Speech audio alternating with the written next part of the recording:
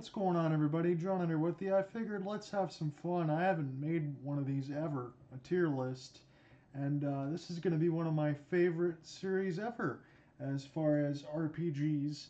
We're going to cover the Dragon Quest Dragon Warrior mainline story numbers. And how are we going to end up doing this today? I think I'm going to go ahead and make my own lists as far as instead of doing S, A, B, and C or whatever else.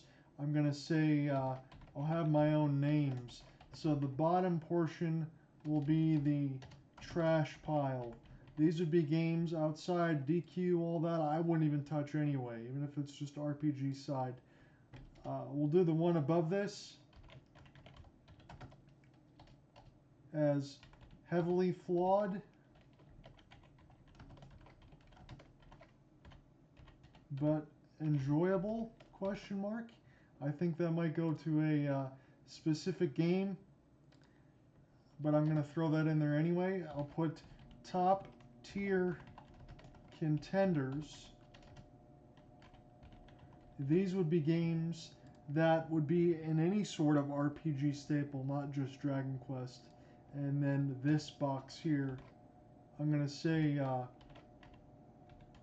perfection, any RPG fan should play. I mean, really, anybody should play those games on that side. So, is that fair? Trash pile, heavily flawed but enjoyable, question mark, top tier contenders, and perfection, any RPG fan should play. Maybe I'll just put anyone should play. And we'll leave that like that. I think that's fair. So we'll just go to 1 to 11 on the main storyline side of it and kind of see. Again, you don't have to agree with my thoughts, but I want to throw there in there. I'll probably try to tell you a little bit about each and kind of give you my thoughts. So for Dragon Quest, again, that came out in Japan May 27, 1986. It didn't get localized in North America, or if you had the first Nintendo Power, August 1989, you would have a copy of Dragon Quest. So Dragon Quest and Dragon Warrior, as it was known in the States, through 1 for 4. Where am I going to go ahead and place this one? You might not agree with this, but I'm going to put it in top tier contenders. The granddaddy of all RPGs, I definitely think it deserves to be there. Dragon Quest, you go on this big adventure from Tantegel. You get one hero, Loto or Erdrick in the States, trying to go ahead and save Princess Gwendolyn and kill the Dragon Lord. Pretty simple quest, but at least in American version, we didn't have passwords. We had battery backup, so it made it easy to save as long as you didn't just press the reset button. You got to do power and reset at the same time, if I remember from my cousin with the regular NES, because I had to level him up and all that stuff. As a kid, I didn't get to play much in the Dragon Warrior side, but I did have Dragon Warrior 1 and 2 on the Game Boy Color, and that is how I got to beat both of those games. And I highly recommend Dragon Quest. We'll see where I rank that toward the end once this all gets done. For Dragon Quest II, I think this is specifically why I made this cursor here. I'm going to put this in heavily flawed but enjoyable. If I put it in this category, I think in this category as far as a 1 to 10 number system, I would probably go 5 and below. But I really happen to like Dragon Quest II, Dragon Warrior 2, and to be honest with you, this was one of the reasons why I wanted to make this list, as it came out in 1990 on the NES and 2000 as far as the Game Boy Color version when they were packaged together. This is kind of the reason why I wanted to make this list for the first time in doing it, because I just beat this game for the first time yesterday on the Game Boy Color side of it. Again, I just used the emulation. I do have the actual card itself, but I wanted to play it on the TV. And again, I never got a chance to play it on the NES. Back, like I said, when I was born in 87, I'm 37 now. This would essentially, let me look at this again, would have made me 3 years old, so I didn't get a chance to play it when it came out. And there's a lot of cryptic stuff about where you go to get the crest. Oh, it's behind a tree. Oh, you got to go sail here when you get the ship. But the main thing that's pretty cool about Dragon Quest II is you get a party of 3. It's not just one-on-one fights. You see the monsters broken up into tiers. You still get all the iconic characters, but you get the hero of Mindenhall, or whether it's Laurasia, I think in the U.S. Translation, the Prince of Cannock or the Princess of Moonbrook, and they all have their own sort. You have a physical attack. You have another character that has light physical, light spells, and a heavy spell cast. And they each have unique versions of the way that they play. And I really like the way that it was set up. I love being able to get the ship. It's, what, pretty 3-4 times bigger than DQ1. I think it's an excellent game. Although, if I say the word excellent, I think people would scratch their heads because I know it's flawed. It's just some of the stuff that you have to find that you would need a guide a little bit, maybe to where to find the dew yarn. That's hard to find. Where to find some of the other items, that can be difficult. However, I think the main thing, especially from beating the game just the other day for the first time, when you get to Rome, which is the last place in the game, essentially, I think they said you want to get to level 30 if you want to get all the jobs done and actually be able to finish Hargon and finish everything off. Well, your final character in the princess can't get to level 30, and it could be different in the NES side until your main characters get to around 40. So that's where I was. And it made the game a heck of a lot easier, but what I'm telling you is you probably got to spend 4.5, 5 hours trying to get those last levels on enemies that will cast defeat or sacrifice and kill you instantly. It's a little bit unfair, and I don't think it was play tested. In fact, from some of the comments I've seen, I don't think it was play tested at all.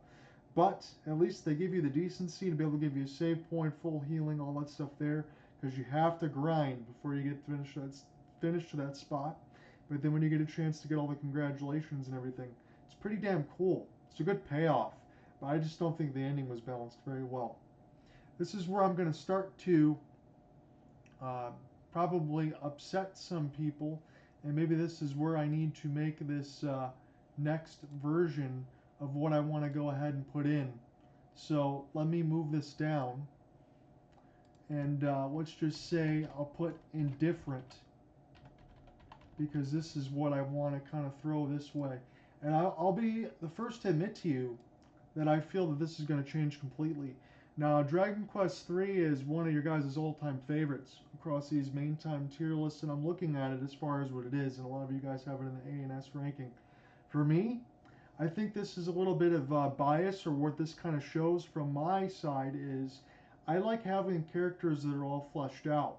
When I have to go ahead and make my own party members, yes, it is kind of like a choose your own adventure, but it leaves me feeling a little bit more indifferent toward it.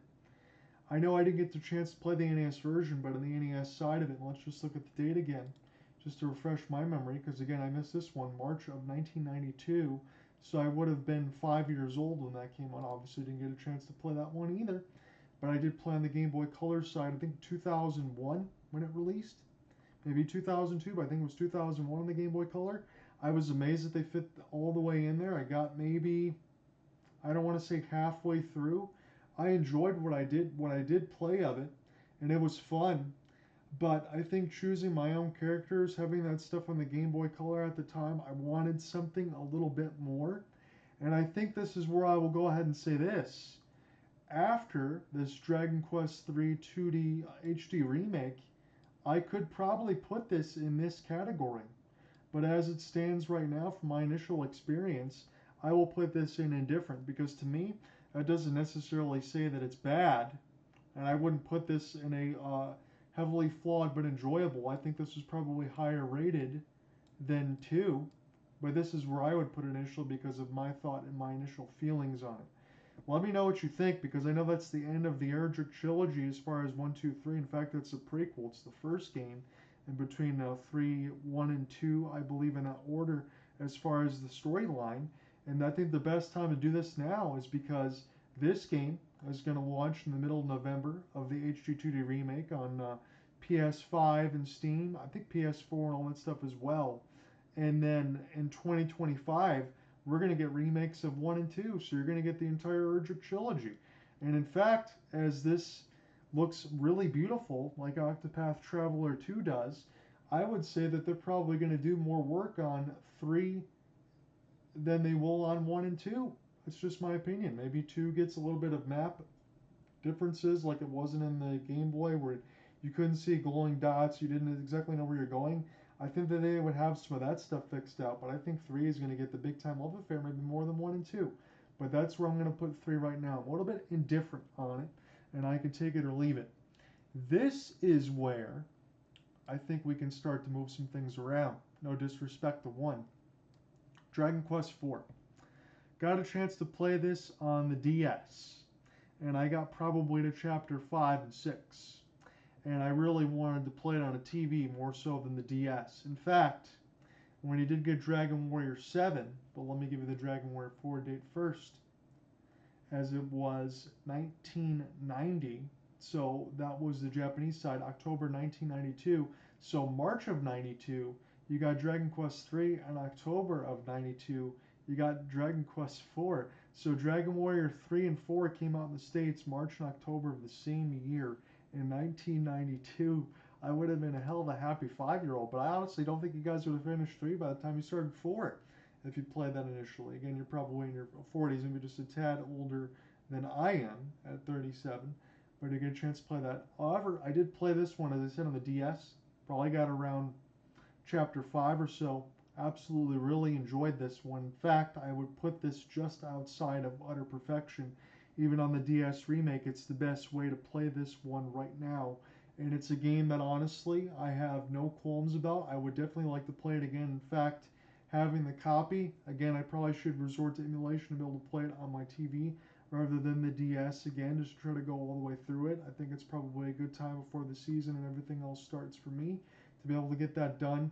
This is the one that's probably S for a lot of you. I'd put it in a high A category, a top tier contender, and even if you're outside of Dragon Quest or not, if you like Final Fantasy, any other RPGs, 4 is one that you absolutely can't miss. This is one that I can tell you that I did get a chance to play unconventionally a lot more than a lot of you guys, I bet. So Dragon Quest V, September 27, 1992. As I said, 1 through 4 Dragon Warrior in the States, 5 started the SNES trend, and then 2009 in the Nintendo DS. But this is where I want to talk about here. Also available on the PlayStation 2 in 2004, DS and 8, and then Android, iOS. All these things are on the phone now. This is what I want to talk about. Dragon Quest, The Hand of the Heavenly Bride. PS2 version. Why do I want to talk about that? Well, if I go in the closet there and pull it out, it's stuck in some boxes right now.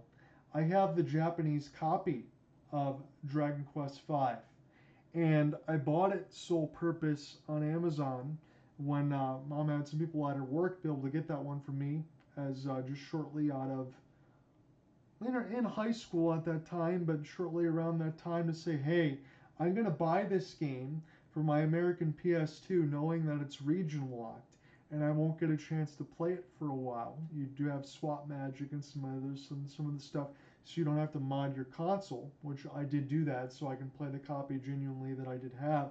But I bought it on the precursor of saying eventually guys from Woodis or the Dragon's Den would go ahead and put this into an English patch on my PS2 and I would be able to play it. Lo and behold, that did happen.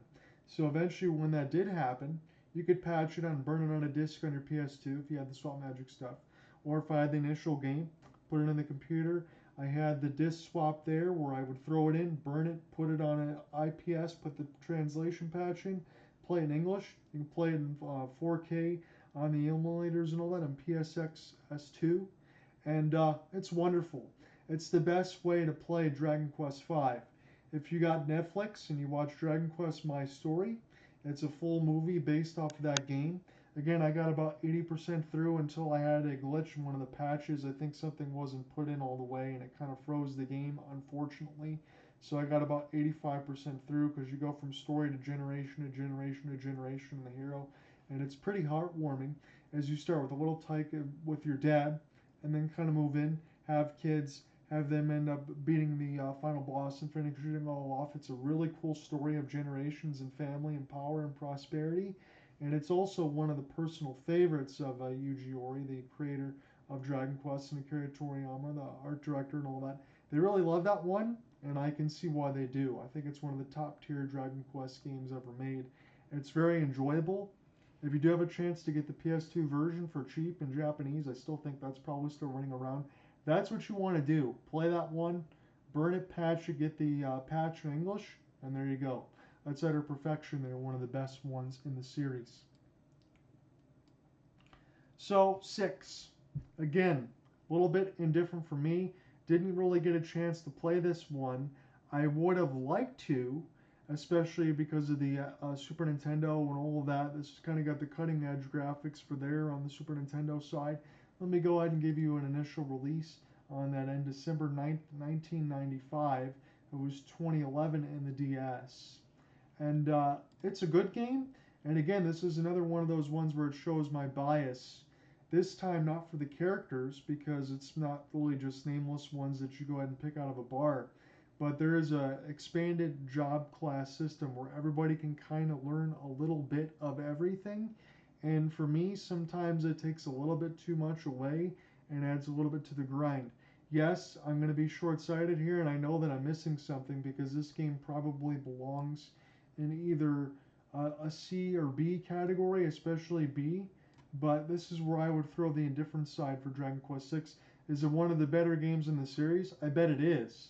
But personally, for me, that's kind of where I have right now, not having played it that much, although I have played, at least kind of seen a little bit of all 11, but I want to throw that there. So, 7. I'm sorry, because a lot of you, I know you love this one. So, Dragon Warrior 7, Dragon Quest 7, released in August 26th of 2000, so 5 years from 6 in Japan, and October 31st, 2001. So that essentially tells me from the side for October of 1992 in the States, almost 10 years until we got one stateside. We got Dragon Warrior Dragon Quest 7. I'm putting it in the trash pile because I'm going to tell you honestly, I played about 70 hours of the game and around that time. So 2001, that would have made me about 14 years old, 13, 14 years old. It took about 2.5 hours. I know there was some interesting puzzles in this in the beginning just to be able to get to a first fight. The job system is very complex. There is a lot going on there. If you want to learn, there's also a ton of grinding. If you love job system games, Dragon Warrior, Dragon Quest VII might be in this category. I do not like that portion of it. The game was very slow. The graphics were kind of at the edge of the PlayStation. I think it looked pretty crummy. It looked kind of like a first, not going to say first generation, not like Jumping Flash and all that stuff in like 96, 95 for the PlayStation. I was very underwhelmed with it, and I just didn't care for it that much. This is one of the ones that I would never choose to play again. And even on the 3DS version of the remake where things are a little more streamlined, I think it would probably take me from trash pile to indifferent. I just didn't care for it that much. I humbly apologize to anyone who loves it because I know that there's a lot of you. Here is where things completely change. I was very sour from 7, and I go to 8.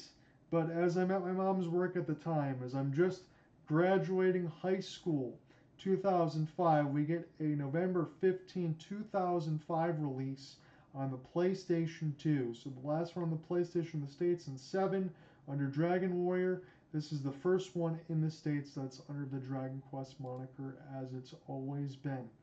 And I am very happy to put it in this category. Yes, you knew exactly where I was going with DQ8.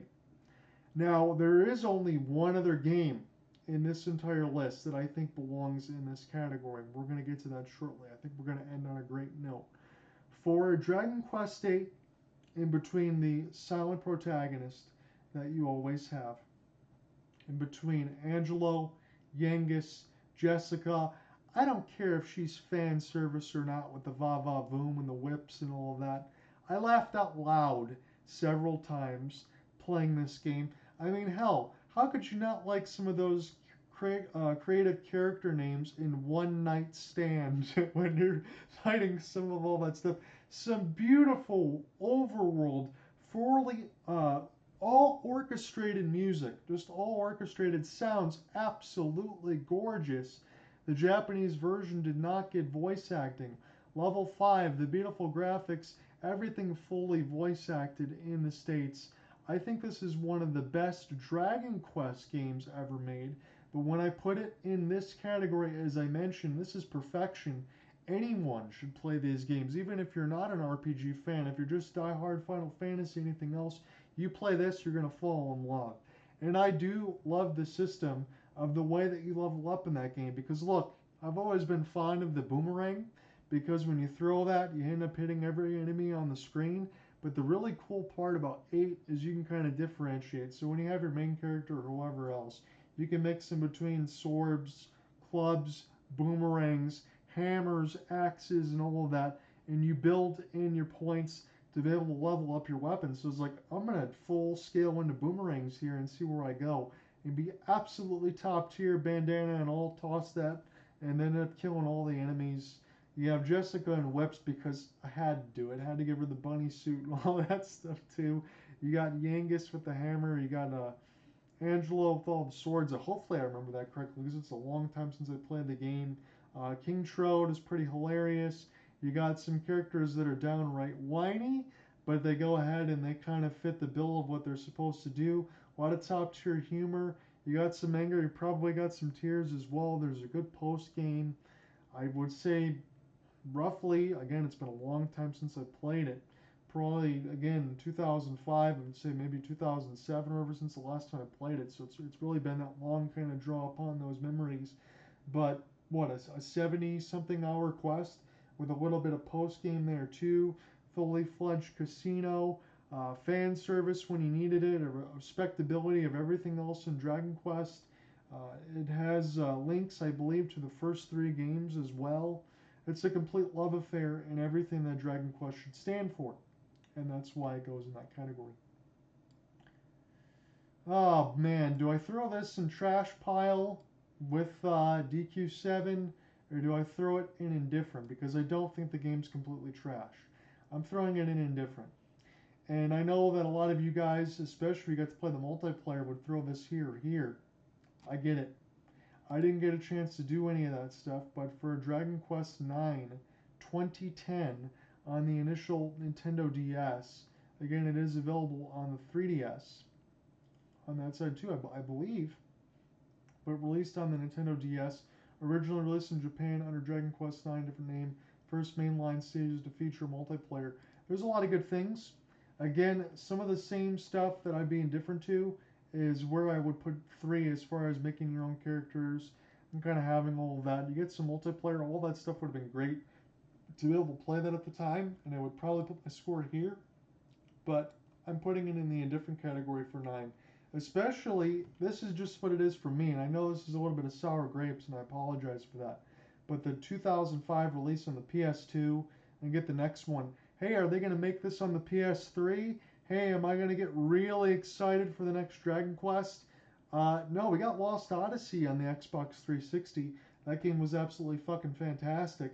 But Dragon Quest 9 goes on the DS. A little bit disappointed on that. Not saying it's not a great game, but for me, a little bit indifferent. I would have loved to play more of the multiplayer features. This is where I am on this. This is going to be an interesting take because I never got a chance to play this game, so it should get its own category. I feel confident enough that I would put Dragon Quest X here. I really do, because this is one of those ones like, what was it, Final Fantasy 11, and hopefully I'm not getting my numbers wrong.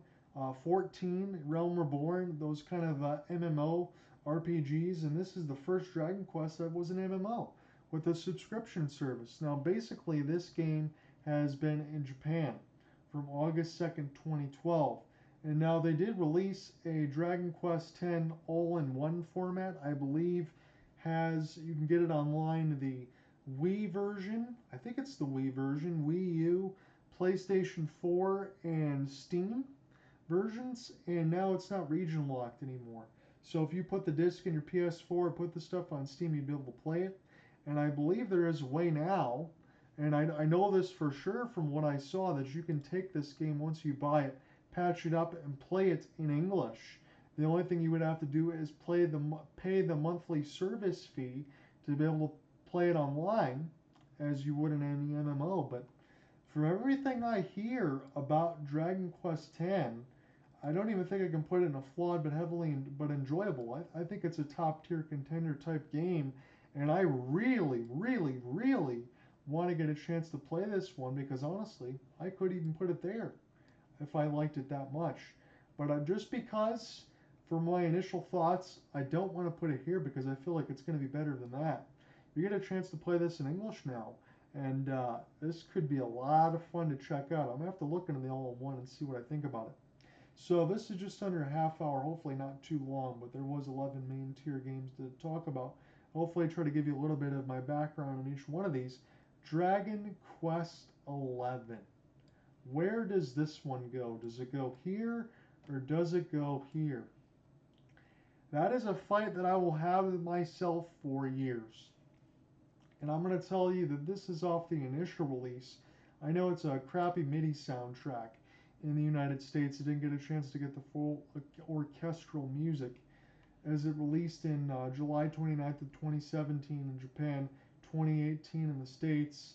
The Nintendo DS version was only in Japan, and then PlayStation 4, Windows, now you got PS5 stuff. You can play it on Steam as the definitive edition.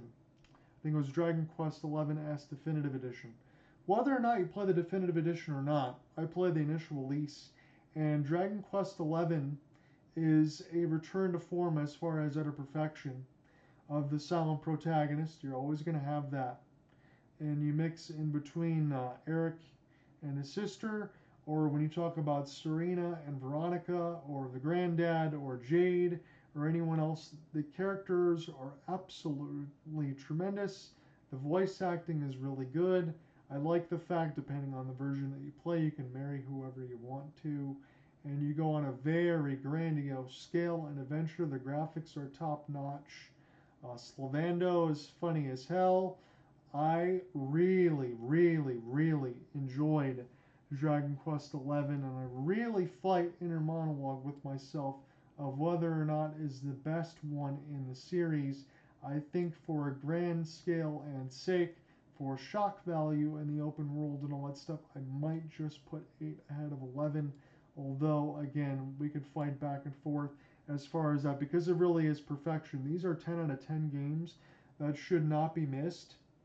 I will say this, if I get a chance to go ahead and play Definitive Edition, this game is very long, where I would talk about 8 being about maybe 60, 80 hours. I think that's correct. This is well over 100 as far as that. And essentially you have, I want to say this correctly without giving too many spoilers away, where the game is kind of split into 3 parts. Second part's a little bit of a gut punch. You get to all that, you save the world, and then you kind of get into a little bit of a third part post game where things kind of change a little bit, but it's extended, it's good. There's a lot of other things going on. It's a whole other side of the story. It's a gift that keeps on giving, and it's really, really good. And I hope that this tier list wasn't completely trashed to your liking. Please let me know what your thoughts are. I really want to hear your criticisms. Again, I put some of these in different. You got to tell me why they're absolutely good and why I shouldn't miss it. But I did want to make the clarification here. Again, I said this in the beginning, but for those that joined late, this with the HD 2D remake of 3 could absolutely go here or here. Just from my initial playthrough, I'm putting it there.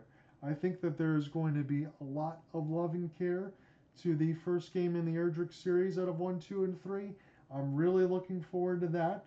And as I mentioned, between games 1 and 2, when they get their HD 2D remakes in 2025, maybe that'll be in the summer months, maybe June, July, maybe it'll be toward Christmas time, but I'm thinking June, July. It could kind of take this game and fix some of those flaws and put this here. And I think that this would keep Dragon Quest 1 right here. I don't think that's going to move at all. Please let me know what your thoughts. If you want to see another tier list, I could possibly do something with Final Fantasy or Resident Evil games, something that I know enough of. Hell, I wanted to put Breath of Fire 3 and like Final Fantasy 7 in here as far as kind of putting in those ratings of all time and showing you that those would go right here, right where the Dragon Quest games are. because whether it's Dragon Quest, Final Fantasy, Breath of Fire, that kind of stuff, especially Breath of Fire 3, these are the god tier ones I played as a kid, and ones that you really should be enjoyed by everybody. Have a good one, everybody. We'll talk to you soon. I'm going to watch this one and see how it pans out. Let me know what you think. Please leave comments. Let me know what you think about my thoughts and what games you like. Peace.